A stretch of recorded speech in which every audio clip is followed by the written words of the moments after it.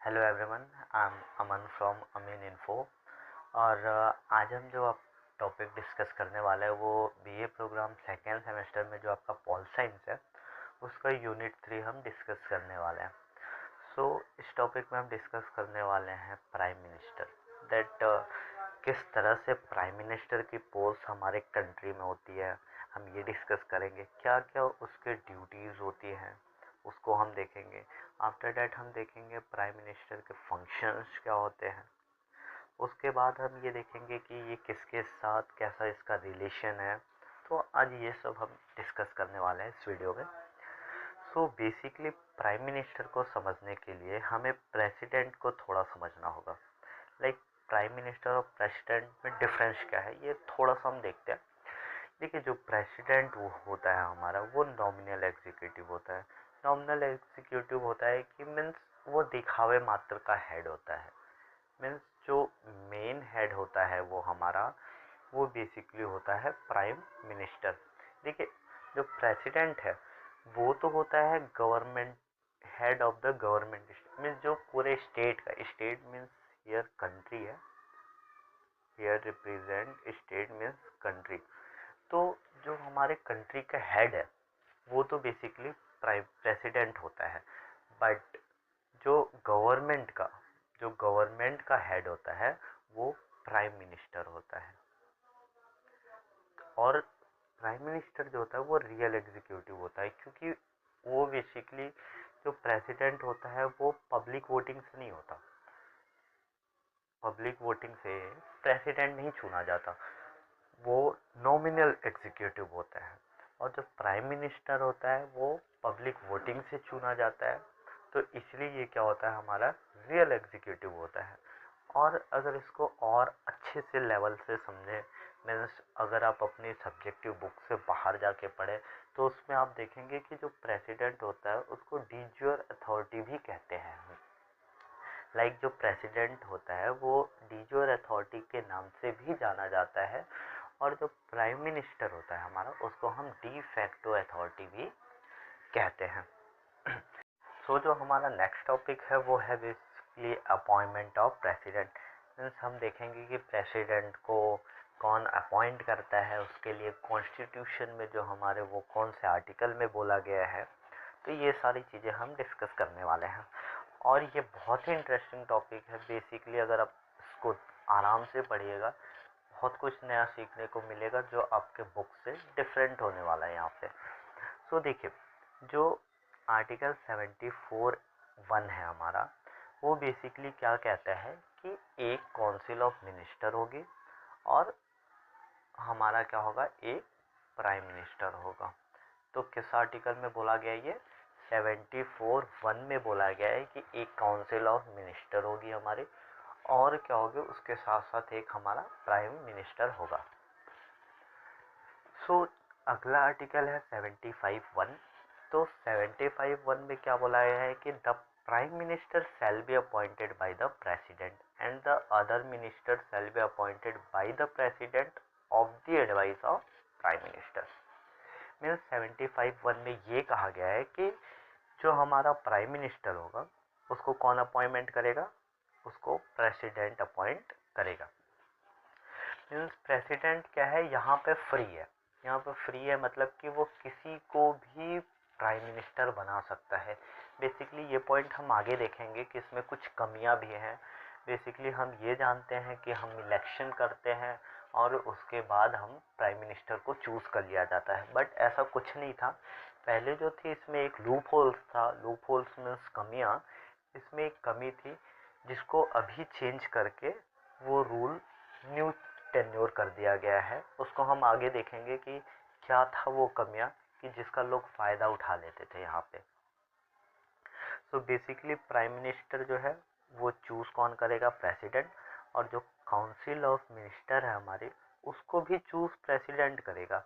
But किसको council of minister बनाना है, president, ये किससे राय लेगा, प्राइम मिनिस्टर से। मीन्स प्रेसिडेंट क्या है, प्राइम मिनिस्टर को तो फ्री है वो कि वो किसी को भी इलेक्ट कर सकता है, लेकिन जो काउंसिल ऑफ मिनिस्टर है उसमें प्रेसिडेंट कुछ नहीं कर सकता। वो सिर्फ अपॉइंट कर सकता है, लेकिन उसके लिए परमिशन किसकी लेनी होगी? प्राइम मिनिस्टर की लेनी होगी। मीन्स जो प्राइम मिनिस्टर जिसको काउंसिल ऑफ मिनिस्टर बनाने के लिए बोलेगा उसको प्रेसिडेंट क्या है, वो काउंसिल ऑफ मिनिस्टर बना देगा। इसमें प्रेसिडेंट अपने मन से कुछ नहीं कर सकता, इसमें उसको बेसिकली प्राइम मिनिस्टर की राय लेनी ही होगी। सो जो हमारा आर्टिकल 78 है वो क्या कहता है कि the prime minister shall have the responsibility in the context of giving information to the president. अब देखिए यहाँ पे बहुत इम्पोर्टेंट पॉइंट है जो आपके बुक में नहीं दिया है, जो बेसिकली अगर आप हाई लेवल्स में सिविल सर्विसेज के लिए पढ़ेंगे तो उसमें बेयर एक्ट की बुक आती है, उसमें आप बेसिकली ये पढ़ेंगे।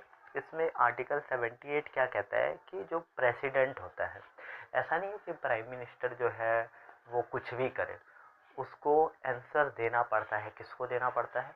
प्राइम मिनिस्टर को। किसको आंसर देना पड़ता है? प्रेसिडेंट को देना पड़ता है। मीन्स प्रेसिडेंट कभी भी ये प्राइम मिनिस्टर से पूछ सकती है कि आप क्या काम कर रहे हैं, आप किस बेसिस पे कोई काम किया। इसमें क्या होगा कि प्राइम मिनिस्टर को ये बाध्य है, मीन्स प्राइम मिनिस्टर को ये करना ही पड़ेगा कि प्रेसिडेंट को वो रिपोर्ट देंगे, वो इंफॉर्मेशन देंगे। ये हमारा आर्टिकल 78 कहता है कि प्राइम मिनिस्टर को रिपोर्ट देनी होगी प्रेसिडेंट को, अगर प्रेसिडेंट रिपोर्ट मांगे कि आप क्या काम कर रहे हैं, कैसे काम कर रहे हैं। बट यहाँ पे एक बहुत बड़ा लूप होल्स है, लूप होल्स, कमियाँ जिसको बोलते हैं। ये तो बोला गया है इसमें आर्टिकल में कि जो प्राइम मिनिस्टर है वो प्रेसिडेंट को क्या देगा? इन्फॉर्मेशन देगा कि हम क्या काम कर रहे हैं, कैसे कर रहे हैं। बट ये कहीं पे भी नहीं बोला गया है कि कितने समय में देगा। मीन्स यहाँ पे टाइम फिक्स नहीं किया गया है कि कितने टाइम में प्राइम मिनिस्टर को वो रिपोर्ट प्रेसिडेंट को देनी है।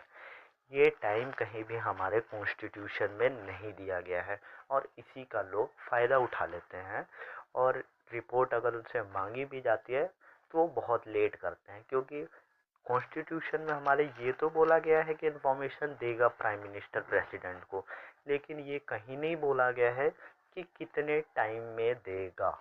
तो बेसिकली 78 आर्टिकल जो है इसका लूप होल्स क्या है कि टाइम कहीं पे भी मेंशन नहीं है हमारे कॉन्स्टिट्यूशन में। आई होप आपको समझ में आ गया होगा। एक समझते हैं अपॉइंटमेंट को इससे एग्जांपल से। देखिए, जो under the parliamentary system when general election are held in the country the majority party, means अभी तक हमें सब पता है कि लोकसभा में जो हमारा लोकसभा का इलेक्शन होता है उसमें जो मेजॉरिटी पार्टी है, लाइक हमारी जैसे पार्टी है बीजेपी हो गई और कांग्रेस हो गई, तो जो भी लोकसभा में इलेक्शन में जिसकी पार्टी ज़्यादा सीट रहती है, मीन्स फिक्स्ड उनकी मेजॉरिटी क्रॉस कर जाती है, तो वो पार्टी को प्रेसिडेंट बुलाता है और उसमें से वो अपॉइंटमेंट करता है प्राइम मिनिस्टर का। सो आपको एक क्वेश्चन कमेंट बॉक्स में बताना है कि लोकसभा में सीट कितनी है और कितनी सीट चाहिए मेजॉरिटी के लिए। ये आपको कमेंट बॉक्स में बताना है कि लोकसभा में कितनी सीट है और मेजॉरिटी के लिए किसी पार्टी को कितनी सीट चाहिए होती है। तो देखिए, पहले क्या था कि प्राइम मिनिस्टर जो है वो किसी को भी बना सकता है। ऐसा नहीं है कि जो इलेक्शन जीत गया प्राइम मिनिस्टर उसी को बनाया जाएगा। प्रेसिडेंट के पास ये पावर है कि वो किसी को भी पीएम बना सकता है। ये हम आगे डिस्कस करेंगे कुछ एग्जांपल लेके। तो देखिए, और प्रेसिडेंट के पास एक और पावर होती है। फॉर एग्जांपल से समझते हैं हम। इन 1989 मीन्स 1989 में जब किसी भी पार्टी को बहुमत नहीं मिली थी, मतलब ये जो पार्टी को लोकसभा में जिसको बहुमत चाहिए होता है वो किसी भी पार्टी को कोलिजन करने के बाद भी नहीं मिली, तो उस केस में विश्वनाथ प्रताप सिंह को द लीडर, जो कि नेशनल फ्रंट के लीडर थे, उनको पीएम अपॉइंट कर दिया गया था। और सेम केस हुआ नरसिम्हा राव के सिचुएशन में 1991 में, और अटल बिहारी वाजपेयी को भी 1998 और 99 में बना दिया गया था। तो ये किसने बनाया था? प्रेसिडेंट ने बनाया था। क्यों बनाया था? क्योंकि किसी भी पार्टी को क्या है, वो मेजॉरिटी नहीं मिली थी। तो आपको कमेंट में ये ज़रूर बताना है कि कितने सीट पे मेजॉरिटी होती है लोकसभा में और टोटल कितने सीट है। तो देखिए, जो नेक्स्ट पॉइंट है वो हमारा, the constitution is silent in term of appointment and the qualification for the post of minister. Prime minister can be member of any house. देखिए, यहाँ पे ये पॉइंट है इंडिया में हमारे कि जो प्राइम मिनिस्टर है वो किसी भी हाउस का हो सकता है। लाइक वो लोकसभा से हो सकता है, लोअर हाउस हो सकता है, लोअर हाउस का, या तो वो अपर हाउस का। वो किसी भी हाउस का पार्ट है तो उसे क्या है, प्राइम मिनिस्टर बनाया जा सकता है। लेकिन जो ब्रिटेन हो गई हमारी, ब्रिटेन का एक एग्जांपल है, जो ब्रिटेन है उसमें ये फिक्स है कि जो लोअर हाउस का मेंबर होगा वही सिर्फ प्राइम मिनिस्टर बन सकता है, और कोई अपर हाउस का प्राइम मिनिस्टर नहीं बन सकता, क्योंकि उनका मानना है कि जो पब्लिक से इलेक्ट होके आते हैं हम उन्हीं को प्राइम मिनिस्टर बनाएंगे। हम ऐसा नहीं है कि किसी को भी हम अपॉइंट कर देंगे। तो ये क्या है कि हमारे इंडिया में क्या है कि किसी का भी हो सकता है, वो लोअर हाउस का भी हो सकता है, वो अपर हाउस का भी पार्ट हो सकता है। बट ब्रिटेन के केस में ऐसा नहीं है। तो जो नेक्स्ट पॉइंट है वो हमारा है कि जो प्रेसिडेंट होता है वो किसी को भी प्राइम मिनिस्टर बना सकता है, ये हमने पढ़ा। बट उसके लिए कुछ कंडीशंस है, वो हम देखते हैं अब कि डेट अगर वो प्रेसिडेंट अगर उसे प्राइम मिनिस्टर बना दिया तो उसको 6 महीने, house within 6 month he is required to take membership of any house. जैसा कि हमने देखा कि पीएम जो है वो किसी भी हाउस का हो उसको बनाया जा सकता है। तो 6 महीने के लिए प्रेसिडेंट किसी को भी प्राइम मिनिस्टर बना सकता है। ये प्रेसिडेंट के पास पावर है, वो हमें आपको किसी को भी बना सकता है। बट उसमें कंडीशन क्या है, 6 महीने तक के लिए प्राइम मिनिस्टर बनाएगा, उसके बाद आपको किसी भी हाउस में, या तो लोअर हाउस में या तो अपर हाउस में, आपको मेंबरशिप लेनी पड़ेगी। तो बेसिकली यहाँ पे जो बहुत ही इम्पोर्टेंट लूप होल्स है वो ये हो जाता है कि ये तो बोला गया है कि 6 महीने के लिए बना सकते हैं, बट लोग इसका फ़ायदा उठा लेते हैं। मीन्स कॉन्स्टिट्यूशन में हमको कुछ ऐसे केस देखने को मिले, लाइक जैसे मेरे को, मान लीजिए मेरे को अमन मान लीजिए मेरे को प्राइम मिनिस्टर बना दिया गया, ठीक है। तो मैं क्या करूँगा, 6 महीने के लिए प्राइम मिनिस्टर बना दिया गया, और 6 महीने के पहले 2-3 दिन जब बचे रहेंगे तो मैं क्या करूँगा, रिज़ाइन दे दूँगा। तो मैं रिज़ाइन दे दूँगा तो मेरा जो 6 महीने का टेन्योर था पूरा, वो पूरा नहीं हुआ। तो फिर क्या होगा, प्रेसिडेंट जो होगा फिर 1 हफ्ते बाद मेरे को प्राइम मिनिस्टर बना देगा, और फिर मैं 6 महीने पहले से होने से पहले ही रिज़ाइन मार दूँगा। तो ये क्या था, लूप होल्स था। लूप होल्स ये था कि ये तो बोला गया था कि 6 महीने तक बनेगा, लेकिन कितनी बार बनेगा, कितनी बार वो कर सकता है, ये नहीं किया गया था। तो जब कॉन्स्टिट्यूशन में ऐसे केसेस मिलने लगे तो उसमें अमेंडमेंट किया गया कि एक बंदे को एक बार ही अपॉइंट किया जा सकता है, चाहे वो एक दिन में ही बन के छोड़ दे। ऐसा नहीं है कि आप 6 महीने पूरा करेंगे तभी आपका टेन्योर जो है वो कंप्लीट होगा। तो एक दिन के लिए भी अगर आप बन गए तो उसके बाद आप दोबारा नहीं बन सकते। फिर अगर आपको दोबारा बनना है तो आपको किसी भी हाउस में मेंबरशिप हासिल करनी होगी। तो ये जो था वो हमारा क्या था, प्रेसिडेंट का जो पावर है प्राइम मिनिस्टर को चूज़ करने के लिए, वो ये है। सो अब जो हमारा इम्पोर्टेंट टॉपिक है वो है oath, terms and salary. Means अब हमने ये तो समझ लिया कि प्रेसिडेंट जो है वो शपथ ग्रहण कराता है पीएम को, बट उसमें उसको क्या क्या करना पड़ता है वो अब हम डिस्कस करेंगे।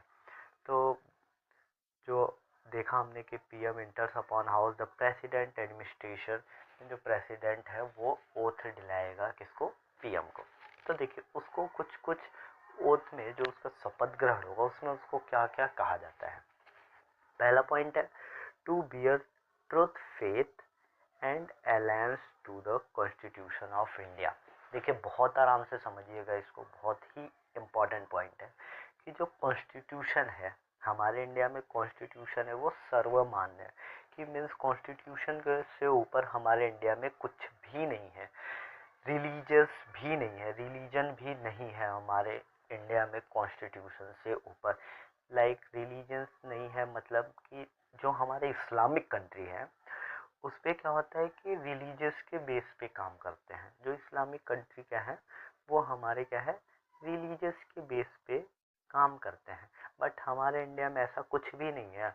हमारे इंडिया में एक प्रॉपर कॉन्स्टिट्यूशन है और कॉन्स्टिट्यूशन के बेस पे काम होगा। तो पहला ओथ क्या रहता है कि आपको कॉन्स्टिट्यूशन को सर्वमान्य मानना होगा और किसी भी रिलीजियस बेस पे आप डिसीजन नहीं ले सकते, आपको कॉन्स्टिट्यूशन पे सबके साथ चलना होगा। तो ये था हमारा पहला पॉइंट। दूसरा पॉइंट है to hold sovereignty and integrity of India. Means किस तरह से हमारी जो कंट्री है ना वो आज़ाद रहेगी अपने डिसीजन खुद लेने में। मीन्स हम जो है वो मिलजुल के खुद जो है वो डिसीजन लेंगे, हम किसी की हेल्प नहीं लेंगे कि अमेरिका हमारे इंटरनल अफेयर में मीन्स मामले में तो वो इंटरफेयर नहीं कर सकता। हमारे पास ये आज़ादी है कि हम अपने डिसीजन खुद लें। तो ये था हमारा दूसरा पॉइंट। जो तीसरा पॉइंट है to faithfully and conscientiously discharge the duties of his house. Means हम फेथ रखेंगे और एक तरीके से हम कह सकते हैं कि जो गवर्नमेंट होगी, जो पीएम होगा, उसको जो वर्क है वो रिस्पॉन्सिबल वे में करना होगा। तो ये है हमारा बेसिकली थर्ड पॉइंट कि रिस्पॉन्सिबल वे में पीएम को वर्क करना होगा। और फोर्थ पॉइंट जो है वो to do right all manners of people in accordance with the constitution and law without fear और फेवर। मीन्स जो पीएम होगा वो जो वर्क करेगा ना तो वो किसी भी एक कम्युनिटी या किसी भी एक रिलीजियस के फेवर में वर्क नहीं करेगा। वो सबको, कॉन्स्टिट्यूशन हमारी कहती है कि हमारे लिए सब एक हैं और हम विदाउट किसी मीन्स किसी को कह सकते हैं कि विदाउट एनी फेवर, हम किसी को फेवर नहीं कर सकते कि हम किसी एक पर्टिकुलर कम्युनिटी को फेवर करें। हमको सबको साथ लेके चलना होगा और हमको जो वर्क करना होगा वो सबके लिए, सबके हित में होना चाहिए। तो ये बेसिकली चार जो ओथ होते हैं वो बेसिकली प्राइम मिनिस्टर को प्रेसिडेंट के द्वारा कराया जाता है। सो अब बात करते हैं प्राइम मिनिस्टर के टर्म की। मीन्स कितने समय के लिए प्राइम मिनिस्टर अपने ऑफिस को होल्ड कर सकता है। तो बेसिकली जो प्राइम मिनिस्टर का टाइम जो हमको लगता है कि 5 सालों के लिए फिक्स होता है, बट ऐसा कुछ भी नहीं है। The term of the prime minister is not fix. इस टाइम प्राइम मिनिस्टर का फिक्स नहीं है। जब तक प्रेसिडेंट की कृपा है उन पे तब तक वो प्राइम मिनिस्टर रहेंगे और जैसे ही प्रेसिडेंट चाहेगा उनको हटा देगा। बट इसका मतलब ये नहीं है कि प्रेसिडेंट कभी भी हटा सकता है। This does not mean that the president can dismiss the prime minister at any time. उसके लिए भी कुछ कंडीशन है। लाइक जो हमारे काउंसिल ऑफ मिनिस्टर है, कंडीशन क्या है वो हम देखते हैं। जो हमारे काउंसिल ऑफ मिनिस्टर हैं तो वो जब तक उनका विश्वास प्राइम मिनिस्टर पे बना हुआ है तब तक तो प्राइम मिनिस्टर अपने ऑफिस को होल्ड करेगा। बट अगर वो सपोर्ट से हट गए काउंसिल ऑफ मिनिस्टर तो प्राइम मिनिस्टर को क्या करना होगा, या तो रिज़ाइन कर देना होगा खुद से ही या तो प्रेसिडेंट उनको हटा देगा। तो बेसिकली क्या होता है कि लोग अपनी इमेज बचाने के लिए रिज़ाइन कर देते हैं। तो ये प्रोसेस है कि जो फिक्स्ड प्रोसेस नहीं होता उनका कि 5 सालों के लिए, जब तक उन पे काउंसिल ऑफ मिनिस्टर और प्रेसिडेंट की कृपा बनी हुई है तब तक तो वो अपने ऑफिस को होल्ड करेंगे। सो अब बात करते हैं सैलरी की कि क्या क्या फैसिलिटी और सैलरी दी जाती है। तो देखिए इसमें बहुत ही एक इम्पॉर्टेंट पॉइंट है जो बेसिकली आपको डीप पढ़ने पे मिलेगा कि बेसिकली जो the salary and allowances of the prime minister are determined by the parliament from time to time. मतलब जो प्राइम मिनिस्टर को सैलरी देता कौन है, वो कौन है, डिसाइड कौन करता है कि कितना सैलरी देना है, कितना बढ़ाना है, कितना घटाना है। तो वो कौन करता है, हमारा पार्लियामेंट करती है। पार्लियामेंट डिसाइड करती है कि प्राइम मिनिस्टर को सैलरी कितना मिलेगा। Additionally he gets he get the salary and allowance that are payable to a member of parliament. देखिए ये बहुत ही इंपॉर्टेंट पॉइंट है, बेसिकली लोगों को समझ में नहीं आता। देखिए हमारे इंडिया में प्राइम मिनिस्टर के लिए कोई सैलरी नहीं है, प्राइम मिनिस्टर की कोई सैलरी नहीं होती, मीन्स पीएम पद के लिए उसको कोई सैलरी नहीं मिलती। हाँ उसको सैलरी मिलती है कि वो हाउस का पार्ट है, इस बेस पे सैलरी होती है उसको, ना तो इस बेस पे कि वो पीएम है। वो लोकसभा का, पार्लियामेंट का पार्ट है, उसके बेस पे उसको सैलरी मिलती है, पीएम के बेस पे सैलरी उसको नहीं मिलती है। तो ये है बहुत इंपॉर्टेंट पॉइंट है, इसको याद रखिएगा कि उसको क्या है कि वो किस हाउस में वर्क कर रहा है उसके अकॉर्डिंग उसको सैलरी मिलती है। और उसको कुछ अदर फैसिलिटीज़ भी प्रोवाइड की जाती है, जैसे ट्रैवलिंग के लिए मेडिकल फैसिलिटी कराई जाती है। और 2001 में क्या था कि जो सप्लीमेंट्री अलायंस जो थे हमारे, उसको क्या है कि 1500 से लेके 3000 तक उसको पर महीने के लिए बढ़ा दिया गया था। तो ये था हमारा आज का पीएम का टॉपिक। नेक्स्ट वीडियो में हम कवर करेंगे that function of prime minister, power function. तो बहुत ही इंटरेस्टिंग वीडियो होने वाला है। वीडियो कैसी लगी कमेंट करके ज़रूर बताइएगा, और अगर आप इस चैनल पे नए हैं तो चैनल को सब्सक्राइब ज़रूर करिएगा।